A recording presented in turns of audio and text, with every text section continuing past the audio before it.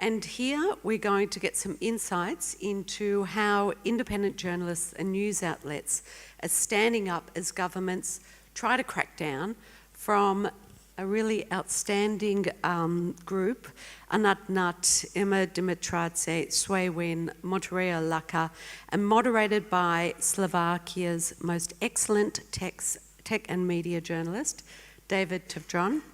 Right now, David is at the heart of the nuttiest problem in journalism as subscription growth and retention specialist at Slovakia's Petit Press. So help us tell this story, David. Thank you. Welcome, everyone. So happy you stuck around for this session.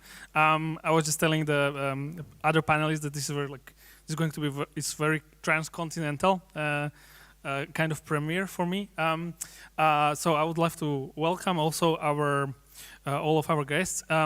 So because it's like very transcontinental, we will start with like each of the participants just telling us about their publication and their work, because not all are publications, and then we will try to dive in deeper how they have been, working on making journalism sustainable or helping others to make journalism sustainable in their regions. And I think we already had a small a mini session before this big session, and I think it's going to be very, very, very interesting. So we can start from Irma and just work our way, and then I'll have some more questions.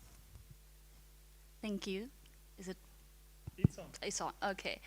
Thank you, everyone, for being here. It is really symbolic for me to be here today, because today is the Independence Day of Georgia, which marks 105 years since we first announced our independence from Russia. Unfortunately, then we were occupied by the Soviet Union, and it is just only last 32 years that we are again independent country and struggling to keep it, as 20% of our country is still occupied by Russia.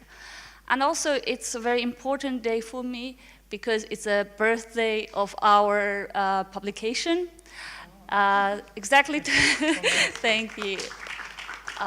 It was exactly 22 years ago when the first newspaper was published. It was only 8 pages. And to be honest, it was not started as a very well-planned business or something like that. It was more of a response, protest of young Georgian women, as it is a women-founded organization. Because back then we had very authoritarian mafia kind of ruler in the region. It was a time to give you understanding, like you could have money, lots of, but you couldn't get the ticket of the theater because you didn't know somebody on the high levels or with officials. So it was against this kind of regime and started it like that. Sometimes our editor, who is also a co-founder, says that if we knew it would be so difficult and if we thought so much logically with the details, maybe we wouldn't risk doing that. So it was like idealistic plan to fight against it by the journalism. So to give you just understanding of Georgia, who doesn't know, it is like a country which is situated, surrounded by Russia, Armenia, Azerbaijan, and Turkey. And the population is like 3.5 million only. And we speak Georgian, which is not a very wide language. About us is that in those 22 years, we were seeing like 3 different political parties, 3 different regimes, and everything went, they start nice and they go rough after that. We had newspaper, after newspaper we launched the magazine because we couldn't afford having newspaper anymore, and after the magazine we became totally digital. So now we own 2 media platforms. As I said, it started as a regional media, local media, but in 2009 we launched, in 2010 we launched the nationwide website of our newsroom. So we have now 2 publications. That's why it reads Batumi Levinet Gazeti. And yeah, we have our revenue comes mostly from the advertisement and some different commercial projects, and also the grants, which are main source so far. And I will be glad to talk details later. Sorry, I took a lot of time. It's fine, so thank you. So let's go from Georgia to Nigeria. Motunrayo, tell us about your venture. Okay, good afternoon, everyone. So I am Muturai Alaka from Lagos, Nigeria. Our organization, the Wale Soyinka Center for Investigative Journalism, started in 2005. 2005 for Nigeria was about 6 years into our return to democracy. We had returned to democracy in 1999 after a protracted military rule of 29 years. And so it was important for us to help the journalists and the media redefine itself in the face of democracy. Before then, media had been mostly combatant, facing it off with colonial masters, or facing it off after we got independence from the colonial masters, facing it off with the military government. It was important for us to explain and help the media understand that in a democracy, it still had an active role, and that investigative reporting will still be important to do, because we do have to hold the elected government accountable to the people. So we started as an award-making organization in 2005. We were giving awards to journalists who, despite coming out of those trenches of military rule, still had the courage to hold government accountable. And the award is still on. It is 18 years now. Afterwards, we moved on to begin to think of not just asking society of a particular standard, but being a part of the community that built that standard for society. So we are more like a convening organization for investigative reporting, building the culture in the country. But we have found out that investigative reporting is more like icing on the cake. If the cake is not there, there will be no need for icing. So we've had to get ourselves involved with issues of ethics of the media, sustainability of the media, ensuring press freedom generally, ensuring that journalists get a good living wage, many issues that we initially did not think was part of our scope have become our scope. We have a Report Women program, which is basically asking for equality between men and women in the news media and in the news in Nigeria. It's one of our biggest programs. So basically, we intervene in different issues. We also do resources. We do a lot of research. We research how the media is reporting issues.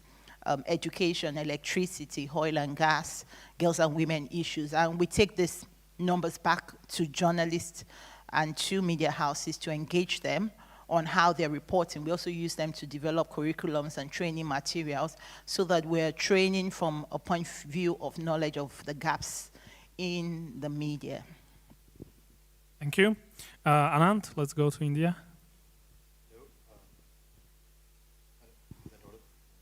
Try to press the button. Hello, good evening. Hi. Thank you. So just to give a background about what Caravan is the magazine, long-form narrative journalism magazine from India.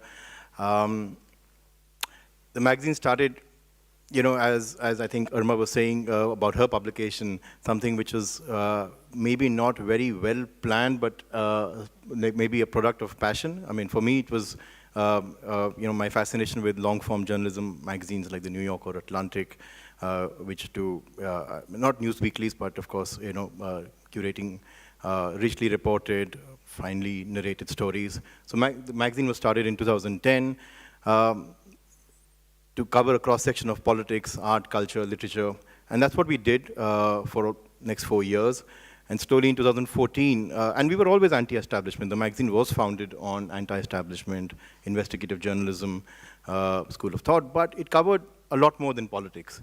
But gradually, as 2014, the new government came in place, a more fundamentalist right-wing government, the space for media freedom started getting curtailed, and the establishment media, the large established newspapers and magazines and television channel, which would be slightly critical of the government even earlier.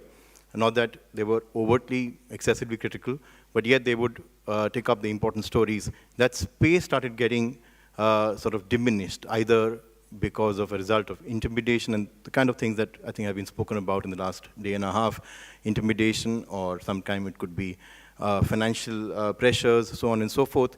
the larger established media stopped criticizing government, and therefore the space for independent political investigation opened up and has been largely taken over by smaller publications like ours, like Wire, like Scroll, all of them who are here. And that's where the magazine turned far more political in its coverage. And that's where we found ourselves naturally gravitating in that space, just because the reader need and reader response was far more, you can say, far more immediate. And that's important because the magazine was started, again, with very little planning, and it's run by a slightly larger publishing house, of which I'm a publisher as well. We publish multiple magazines. And the initial thought was that we will sell some magazines, we'll sell advertising, and we'll make much more money from advertising. But that never happened. It never happened because, I guess, it was a niche magazine to begin with. But later on, because it was so politically, you can say, investigative, that large corporates would be wary of advertising the magazine. We never got any share of government advertising, which is a huge spender in the country. So in fact, I mean, figures vary because it's difficult to sort of put together numbers, but almost 30 to 40% of all advertising that flows into the country is from a government source. Magazines like Caravan or any other investigative news outlet would not get any share of that revenue, and that's irrespective of party lines. I mean, whether it's a right-wing government, whether it's a left communist government, which are there in some states, this is across party lines. It's not, it will be unfair to sort of zero it on one party. So as a result, circling back to the journey of the magazine, our initial hypothesis was we'll sell magazine, reach out to the urban, intellectual, well-traveled audience, make money from advertising. That never happened earlier because of business decisions, later because of political ramifications. And 2018, so for the first 8 years, the magazine ran heavy losses. The publishing house funded it. And 18 onwards, we put up a digital paywall. And since then, actually, the magazine is almost more or less sustainable. And that's, again, important because for us, the most important thing that we are serving to our readers is independent, objective investigation, anti-establishment investigation. Anti-establishment could be politics, it could be corporate, it could be even media. In fact, every year we carry a special issue called the media issue, in which we do an introspective piece on how Indian media has been functioning, especially from news media.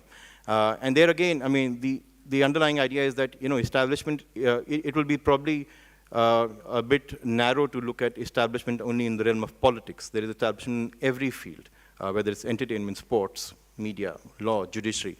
And that's what the magazines, our focus has been. Overwhelming focus is towards politics, but basically questioning all kind of media. We're almost often told, why can't you do positive journalism? And, well, our answer is that is for them to do through their Twitter or their Instagram or their PR agencies. Our job is to do objective, investigative reportage, and that's what readers want. And and this is evidence-backed. Our subscription journey has been quite successful. Every time we do important, sensitive stories, readers respond. The other thing is the magazine's journalism is all long form. Our typical cover story is almost 10, 12, 15,000 words. They're not written, they're commissioned almost 4 or 5 months before they're published. It takes almost 4 months of reportage. And that's ended up being important for us because over the last 13 years, we have an archival collection of almost thousands of stories which have been written from a long-term perspective. So if even today there's a breaking news, and if we have done a story on it, on a subject that is relevant to that breaking news, or a character which could be 4 or 5 years old, we are able to get a lot of traction on those stories because they were not written with a perspective of immediate news. So we are not in the breaking news genre. We are in sort of documenting political processes and politics. Cool. Thank you. Sve, let's go to Myanmar. Thank you for having me on this panel. So I come from the country of Burma or Myanmar, which is located in the Southeast Asia, right between India and China and north of Thailand. This is a nation of 52 million people. It was formerly a British colony, and then we got a brief period of democracy after the British left, and then we got the military dictatorship starting 1962 until 2010, and then from 2010 until 2020, 10 years of limited democracy under the constitution written by the military. But the new dictator, it seems that he's not happy with the limited power. He succeeded, actually. So he took control of, he launched yet another coup in 2021. That's the backdrop. So I was actually a former political prisoner. I was jailed at the age of 20, and then I was serving a life sentence. I did 7 years in total. After that, I was pardoned in a general amnesty. So I was interested about journalism even before I was thrown into jail, actually, you know. So after I got out of the prison, I jumped into journalism, actually, you know. So that is the backdrop, actually, you know, of our country. So Myanmar now, actually, you know, so which I has been working for since 2015, actually. It was founded, you know, with the initial support of Thomson Reuters Foundation in 2015. My colleague here, Tenla, when she's here in the audience, actually, she set up.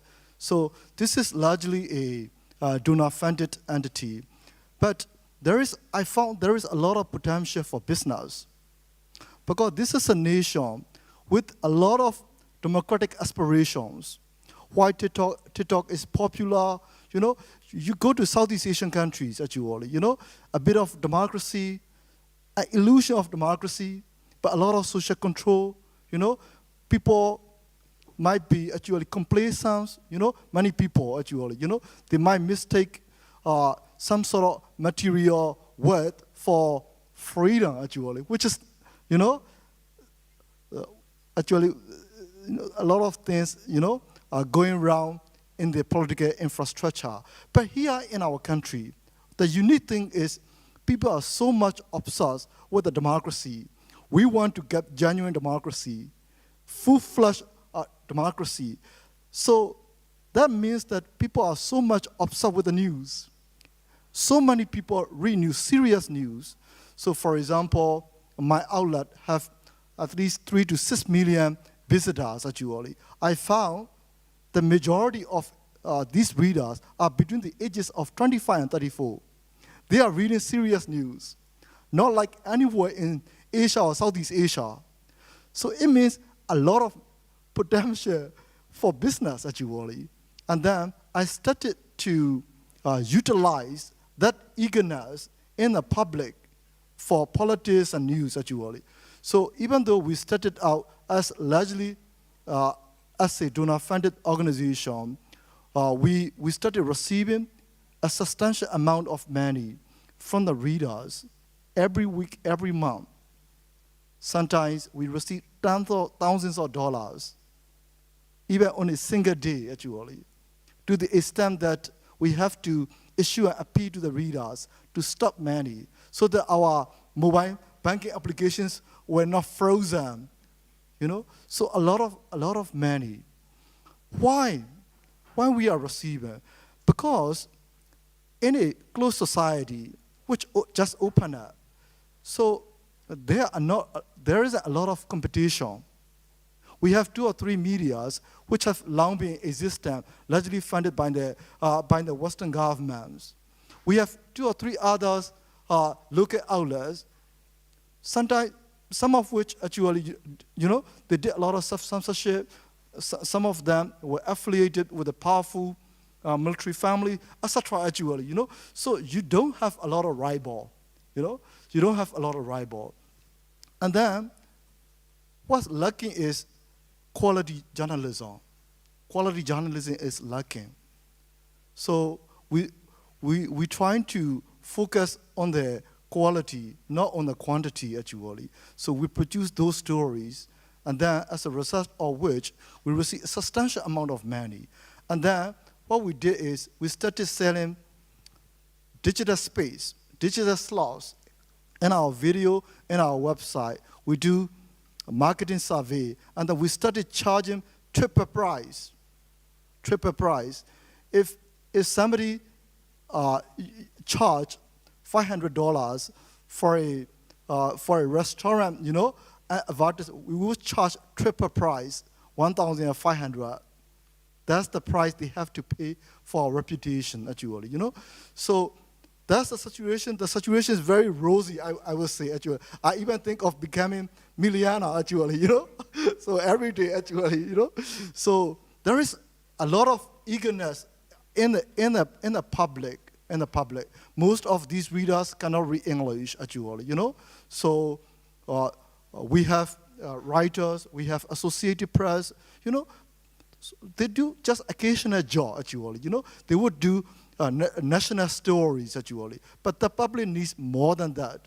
There are a lot of unknown stories, you know, unknown stories, which only the local are capable of digging in, understanding, actually. You tell the local stories by local journalists, but in a proper, qualitative manner, actually, you know. So I would say, actually, there is a lot of potential. We still receive support from our readers, but right after the 2021 military coup, we were kicked out of the country. Our license was revoked. Our bank accounts were frozen. We still have money in the local banks. We cannot access anymore. We cannot access all this money.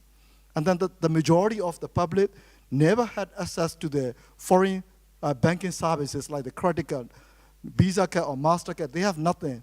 For example, PayPal does not provide services in our country, actually, you know, because they cannot do proper paperwork, actually, you know, proper regulation, etc. So yeah, that's the situation. Thank you. Okay, thank you. When I sum up the keywords, there was quality journalism, press freedom, and evolution and struggling, let's call it. If we had this panel maybe 5 years ago or 10 years ago, probably there would be like, chief business officers sitting here, chief advertising officers, but most of you work with journalists, most of you, do get to create content and so on. So one of the things that we see in journalism is this evolution, like, okay, it's when it comes to business, there's like, you have to get involved, almost like. My question to Motunrai is, you get to talk with a couple, so you not just work with one newsroom, but several newsrooms. When you talk with media leaders, newsroom leaders, what would you say when you come to them, like, let's do these investigative big pieces, and you talk about business of journalism in Nigeria, what do you most hear from them is the struggle? Okay, so there's a lot of eagerness, there's a lot of acceptance of the need for investigative journalism. Nigeria's media space is quite robust.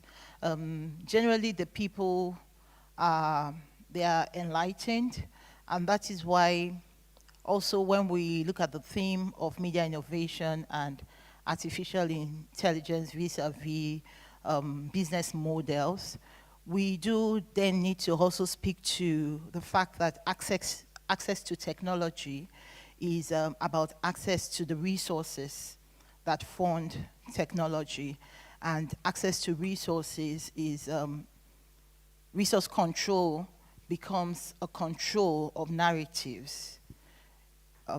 So an example that I always like to make is, it's news that Mungo Park, discovered in River Niger in Nigeria. That's what the history book says.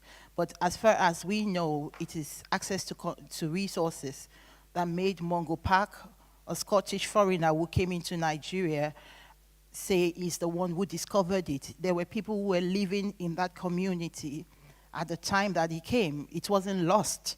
So, but he discovered it because he has the access to write, he has the access to publish. So that is where the gap comes in. There's eagerness for investigative reporting. There is eagerness to do things differently. But the resources that are available to publish, to investigate, the resources that you need to send a reporter from Lagos, for instance, to a remote place in the northeast where we have a crisis with the Boko Haram, it might not be available to the media house because the media house is dealing with existential issues of, paying salaries for the reporters. It is dealing with issues of newsprint, which is imported. And right now the economy has been really shaky. So all of the things that the print media uses, for instance, is imported from outside the country. So the cost of that is weighing down print media. And it got worse during COVID. Some of them scaled down from printing 48 pages to 32 pages. And there are media houses that have not recovered since then. There's also, so yes, media owners are eager, but commercialization is distracting. And the capacity to innovate and, change to this new media is not as easy. Now, the bigger media houses even have it better. Business Day, for instance, has a paywall in Nigeria, but it's a niche publication. It deals with business, so elites generally, and it has content that many other people would not have. So because of that, people will pay and they will subscribe. But if you have content that other people have, especially in the digital age where a random person who is not a journalist might also have the same story on Twitter, on Facebook, for instance, then, it becomes a barrier. Also, the willingness of the owner. So when you talk about advertising, many of the media houses have advertising, but in Nigeria, you can say government equals business to an extent because government controls the frameworks and government controls the space. So like you said, if you're doing investigative reporting, you are going to be starved of advertisement. A clear case of 234 Next, which was a media house that came up in 2009, thereabout, and it was dead by 2012. Basically because they were doing long-form, deep investigation, calling the government to account. They were doing investigations that other media houses would not go near, but they were dependent mostly on commercials. And so all government had to do was, put pressure on the people who were advertising on them, and they withdrew their funds, and it died. At that time, we didn't have the robust funding system from donors that we have now for media. The funding system, donor funding, is quite robust now. But even that, at best it's an intervention, because in a few years' time, the donors are going to go. They're going to have other things to do. And sometimes you're like, oh, we don't want government interest. But how about donor interest? Donors mostly also have their interest.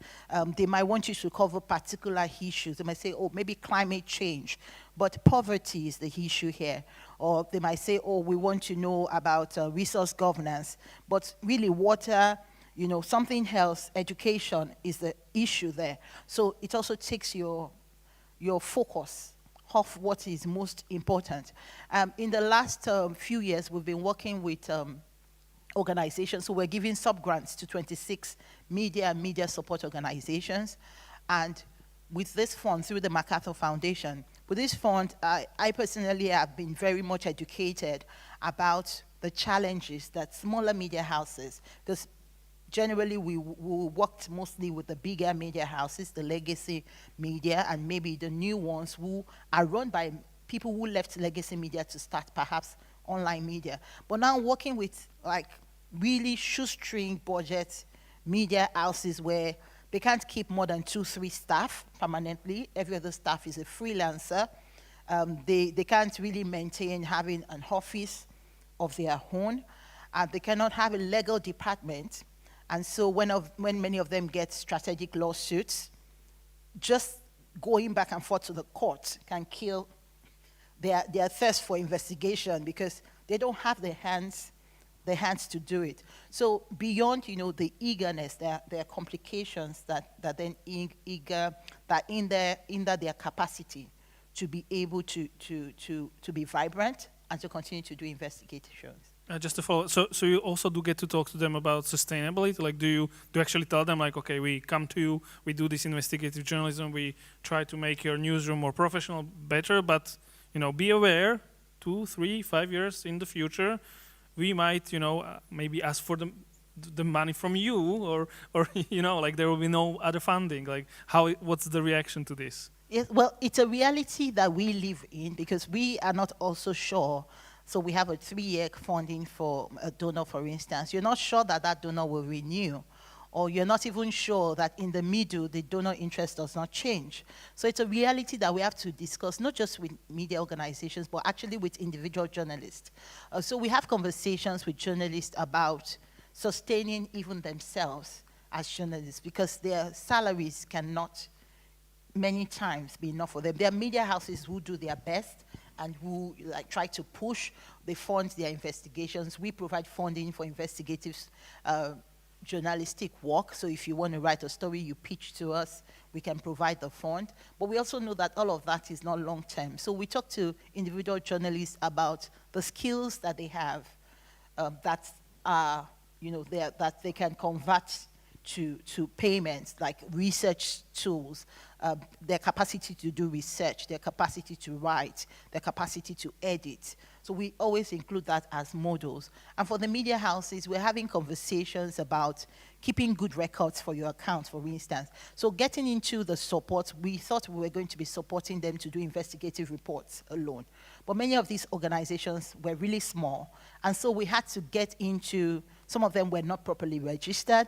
We had to lead them through, this is how to register, this is what kind of board you want to have.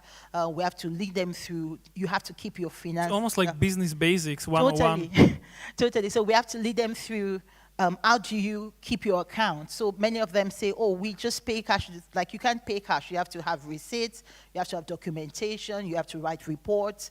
So we're having to do all of that. So when you layer artificial intelligence, as exciting as it is on that, it becomes a burden, really, because from many presentations on artificial intelligence, and it is here to stay, so we do have to look at ways to look into it and ensure that it works for us.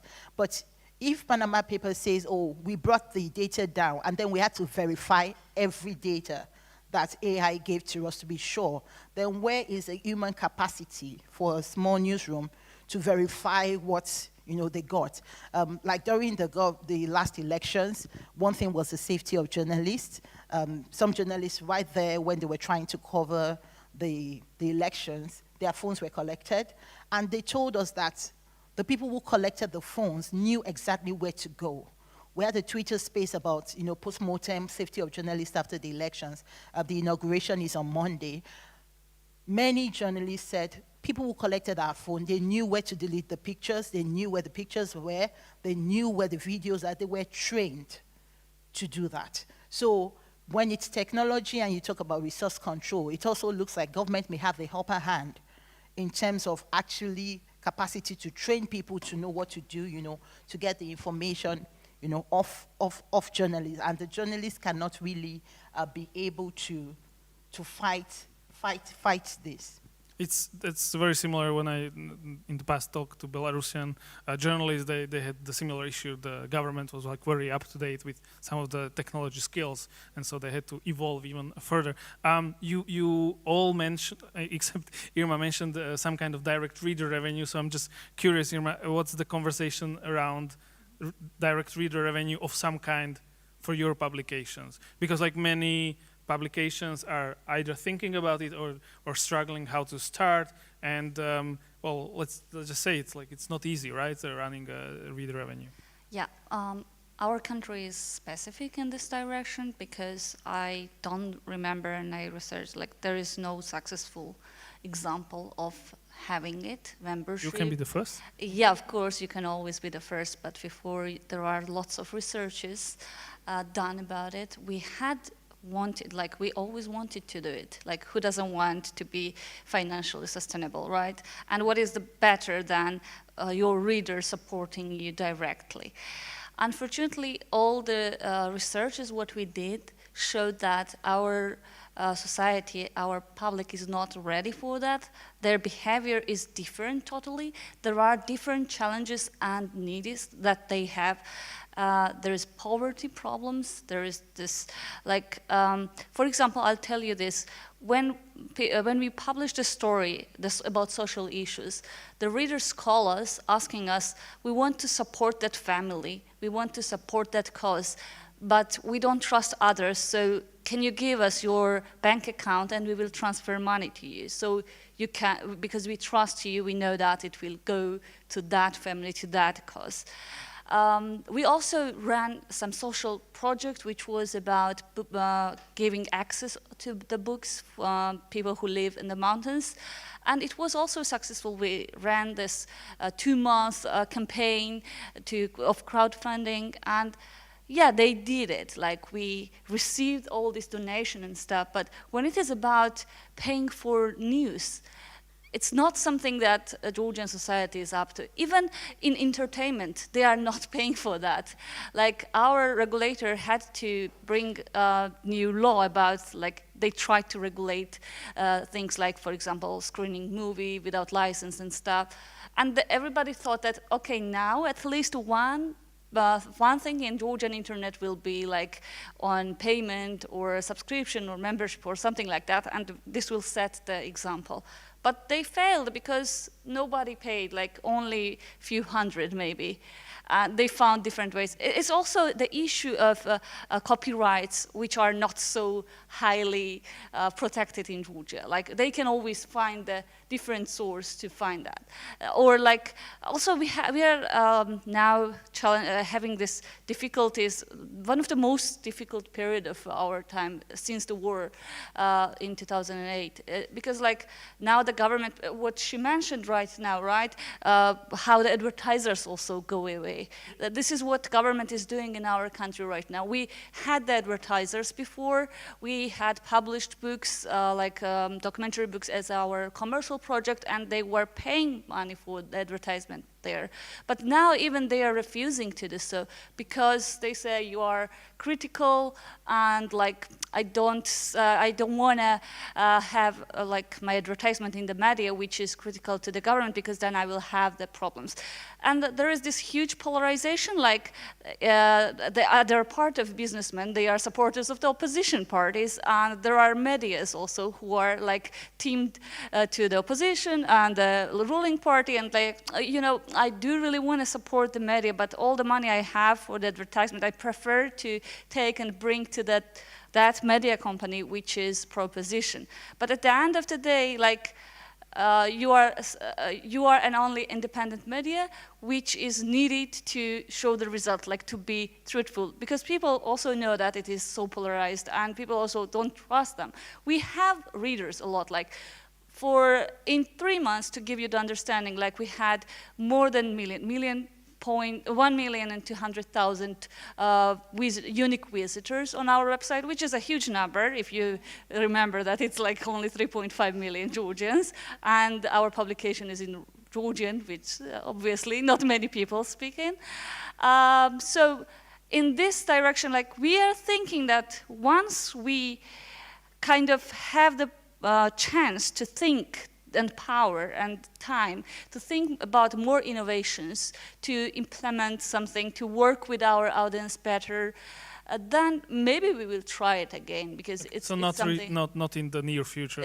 Now we are fighting for survival, for paying the salaries, for like making sure that we are operating, because now next year we have the elections, and now Russia and this full-scale war is going, the propaganda is huge, and everything at the same time. But also I think we should remember that the same models don't work everywhere the same way. So like, just it is what it is. In the region, there are, the country itself is like, the media, ecosystem is very difficult also. We talked about our Turkish colleagues who were here yesterday, and it's like disappearing. Now it's about the survival, unfortunately. Sve Anand, when we talk about reader revenue, there's also like two topics which come up frequently. One is the relationship with platforms, social media platforms, which I'm curious where you stand there, Sve, especially coming from Myanmar, Facebook, Instagram, TikTok, and what's the current view of these in terms of like building sustainability? Like it used to be, yeah, let's invest there, build an audience, and then let's try to monetize the audience, on our website through donations and this. And I feel like it's evolving, at least when I talk to outlets over here. So I would love to hear your take on this one about building audience, and then how you come to view the platforms in that relationship. Okay, thank you. In our country, actually, when the country opened up, the first thing they found is the Facebook. So people don't do Google search a lot. So Facebook is actually internet in our country. So it means that there is a huge of dependence on Facebook for news. But then Facebook started changing policy actually, as you see actually, you see a lot of rubbish, I would say actually, on the Facebook, trying to compete with TikTok, etc. All these things, they are playing with their algorithm to demote actually all kinds of serious news actually, or serious content, I would say actually, So this is the backdrop. In our country, 80 to 90% of the people would just go to Facebook. So that is good for us actually in the beginning actually, for engagement with the readers actually. So and also we were able to take advantage of that for commercial purposes as well. We do digital advertising using Facebook actually, So we direct sales, of these video clicks actually. So there was a huge amount of money, not the money from the Facebook studio or YouTube studio, nothing like that actually. We got a substantial amount of money that was good. But now it's been 2 years, like Facebook has been playing with this algorithm, trying to limit all this kind of news content.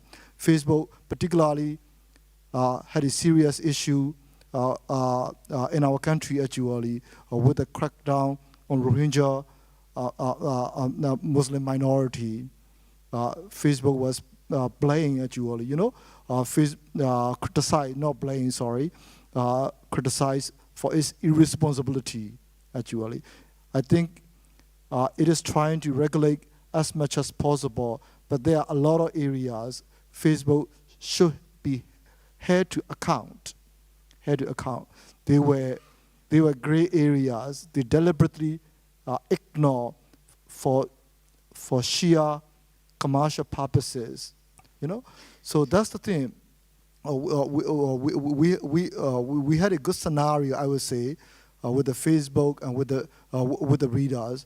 Still, our readers come, about 9 million readers of us come reading our news through the Facebook.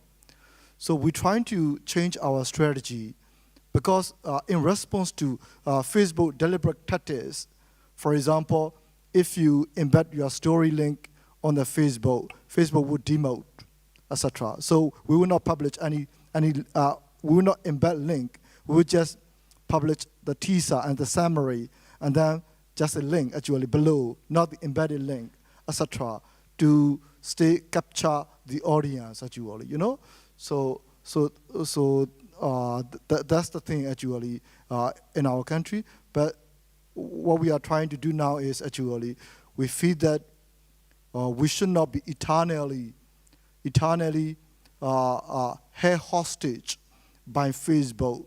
If Facebook takes more drastic options, that would be a nightmare for us. We have to prepare. We have to find ways to seek independence from Facebook, actually.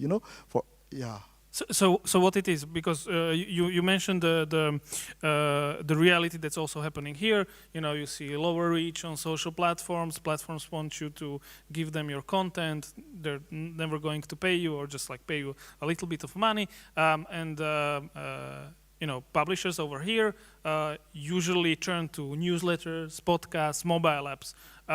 What is it that you're thinking about? Like, are you thinking about, let's turn our website into a destination so that people go, to Myanmar Now instead of Facebook.com, or what are the strategies that you mentioned? Yeah, we've been trying actually to redirect the readership to our website actually.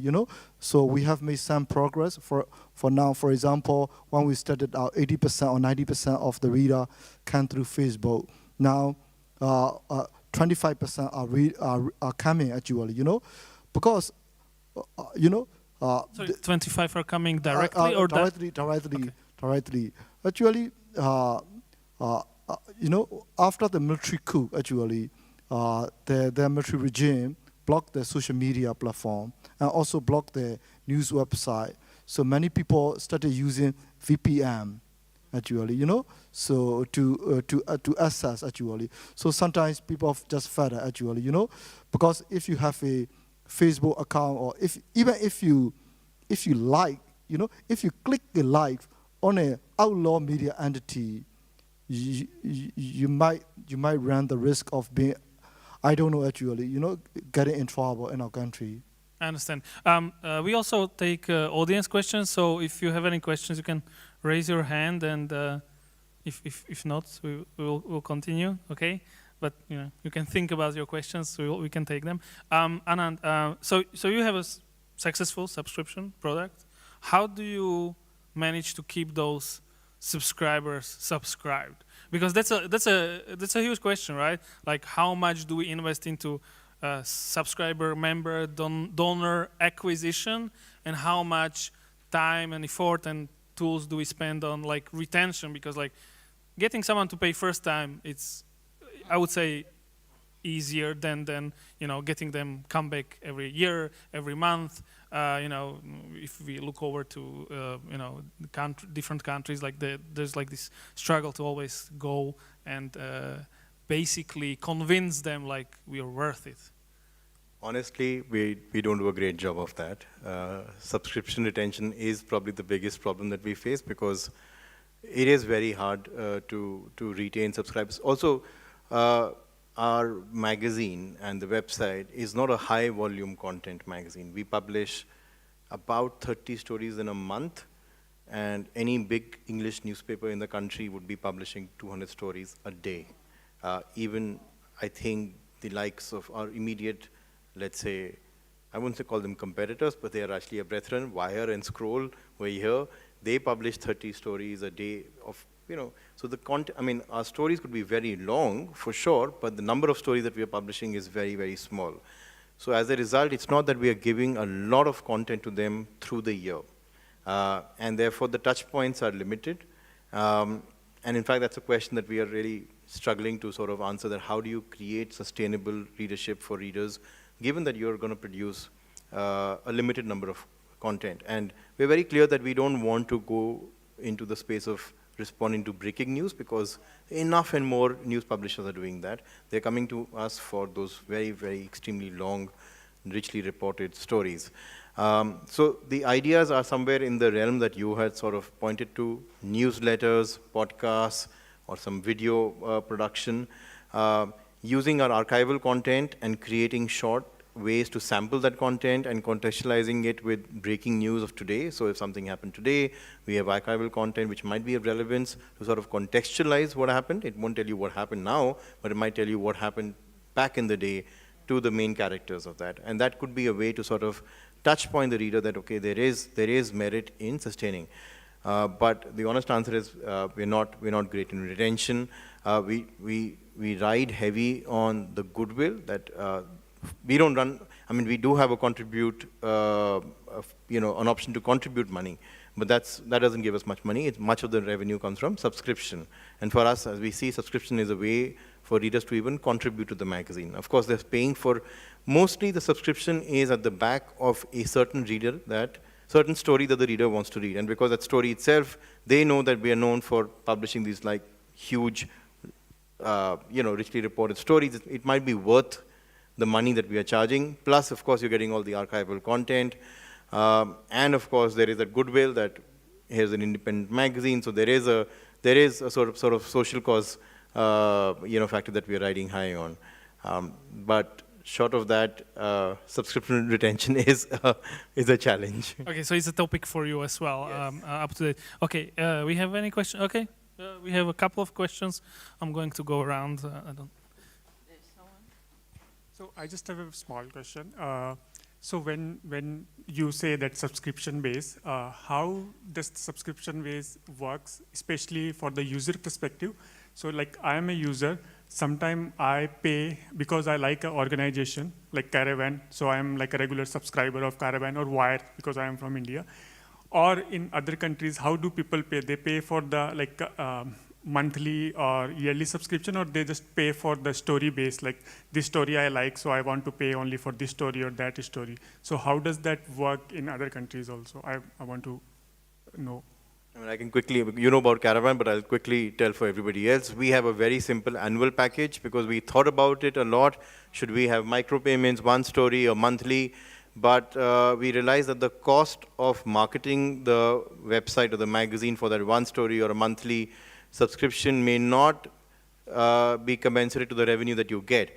So as keep it simple. Don't give too many choices to the readers. In fact, there's enough and more evidence out there that the more choices you give, the more confused you will make the reader. Try and give them 2 or 3 at most very easy to understand packages.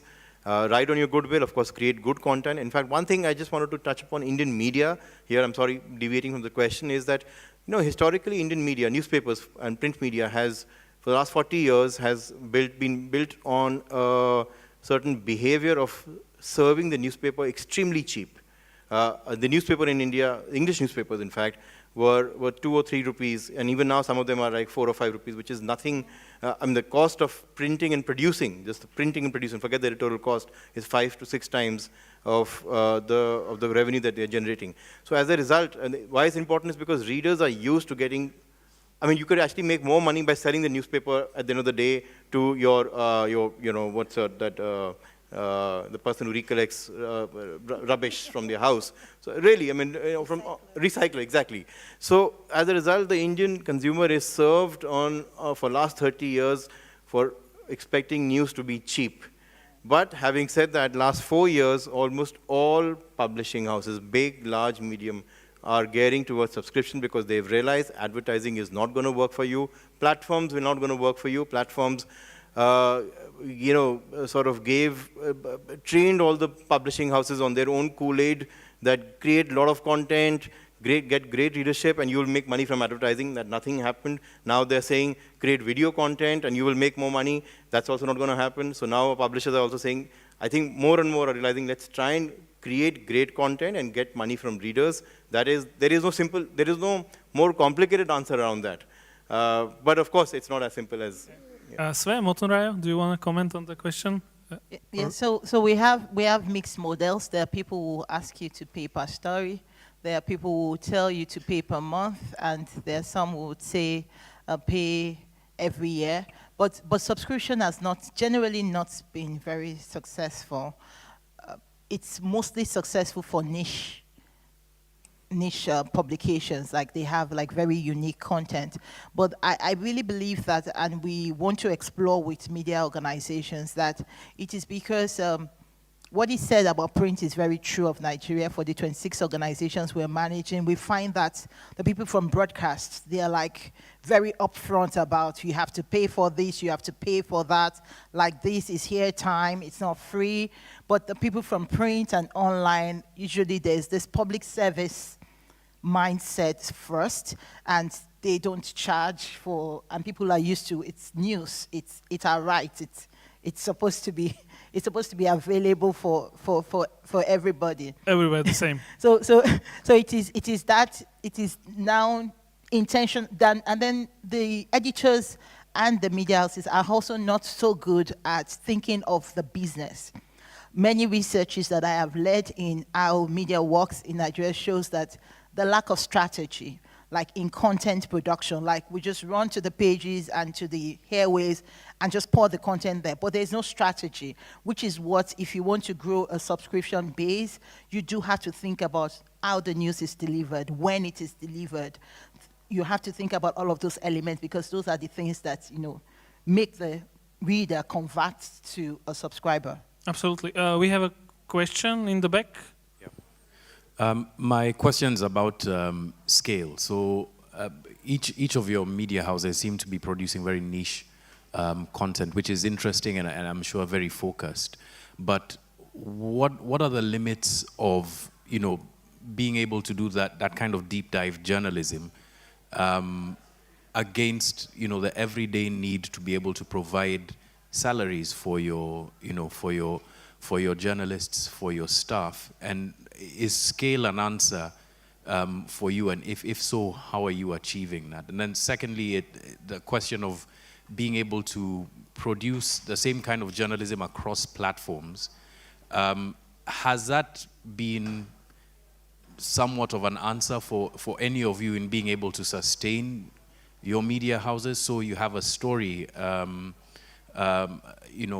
Anant as an example, you have a long read, but you want to produce it as a TikTok. You want to summarize it that way. Does that drive both audiences and revenue to your platform? I'm just interested to know what you've seen. Anant, maybe let's start with you, because you're in one of the biggest markets. Well, I think going from our own experience and again seeing other people's experience, I don't think scale is the only answer, and I'm pretty sure it's not. In fact, increasingly, it's not the answer, I would say. Increasingly, it's important to develop fairly nurtured, engaged communities of readers who would come to you not because they happen to chance upon your content, but because they want to follow your content. That requires you to go deep into something. It has to be a axis, whatever that axis. It could be reporting, it could be a certain subject matter, it could be a certain cause. One has to decide what will matter for them. So I don't think so scale is the only answer. For some publications, scale will be an answer for sure. But I think increasingly with the platforms, the way they're functioning, it might be better to sort of foreground engagement and deeply involve communities, and then the scale of it.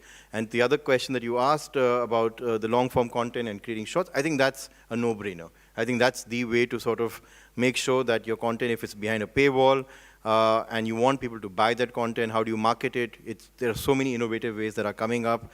And in fact, linking it to the question, you have to pay salaries, newsroom operations. Your newsroom operations will be paid by, should ideally be paid by money from readers, because that is the most independent source of revenue you can ever get. So I'm looking at you because you said would you say which reader is more valuable for you? I mean, definitely comment on the question, but from the point of view, readers coming from Facebook and then those coming to you straight, do you see which is more valuable for you? Let me answer his first question actually. I think deep dive journalism or investigative journalism is not the answer, not the key to financial sustainability actually, because the readers actually they need the news on a regular basis, about the weather news, so many things they need it actually, like food. So deep dive journalism should be a integral part of our production, whether it is, particularly actually if you are a national outlet, if you are aiming to serve the national audience. So deep dive journalism, investigative journalism, which is very much needed, but it's not the answer actually. It should be an additional component, in your package to the reader. That is the answer. We need to provide a good news story. I wanted the one word, particularly when it comes to chaotic, countries like ours actually. Credibility is the most important thing, actually. Credibility. This is the number one. This is your source of money, actually. Source of money. Because when things are turbulent, people are under the impression, where can I get the good source of information? Credibility. But you have to provide that in a regular and consistent manner.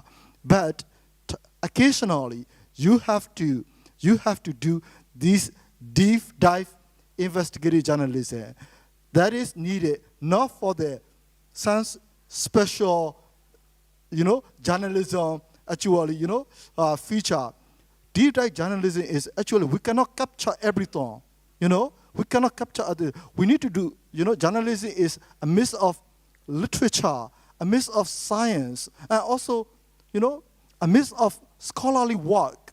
So just to cover those scope, actually, we have to do the detailed journalism. Thank you. Jackie, do we have time for one more question, or are we over? The speakers will stick around, so you can, I encourage you to find them and ask questions. Just very briefly. Okay, last question, yes, very briefly. Yes, my first question is, I know newspaper is endangered, and while you are growing your readership, I think you concentrating more on the digital platforms. I just want to have a very straight question. Will newspaper die? Because I like to see the hard copy. Maybe that's what my generation cherishes a lot. If I do not see a hard copy, I don't think I'm reading the newspaper. Is my generation forsaken? That's number one. Number two, this is an ethical thing. I've been a reporter, I've been an editor, and I've also operated at chief executive level. Now, when you are talking about partnership, I don't know the parameters you are using in your different countries. I remember that when I was commissioned, I was also in public service. We grew a partnership with the newspaper. It was much later considered unethical by me, because I said, okay, I will partner with you. Anything good about us, you must publish. Anything bad about us, you must not publish. I don't know whether that kind of situation exists with the experience that you have had. Who wants to take this one? Motunraya? Okay, let me start from the last one. So the last one was not journalism. No such partnerships. I think that government officials should have their own public relations to talk about what is good about them. But I think that the media houses also have a responsibility to people to tell the full story. So one of the reasons why there is news fatigue is that it's all bad news. But it's not really all bad news in the world. You understand? We have a responsibility to tell all of the stories. So even if a government agency does something well, we should be able to report what is good about what has been done. I think that is what media is beginning to turn into, just anti-government, anti-good news. And then, that's why places like TikTok become like happy places for young people who want to escape reality and all that. I am not of the youngest generation, but I really believe that there's future for print. Personally, I believe that there's future for print. I love print. But I think that the print that will have future has to be dynamic. It has to be offering something that is way better, that is nuanced, that people want to read, people want to keep. Like I have a copy of the New York Times 60th anniversary of my country, because it's something I want to have, because it's niche, it is interesting. So the print that will survive has to do something differently. Irma, Motunrayo, Anand, Sve, thank you, and thank you for listening.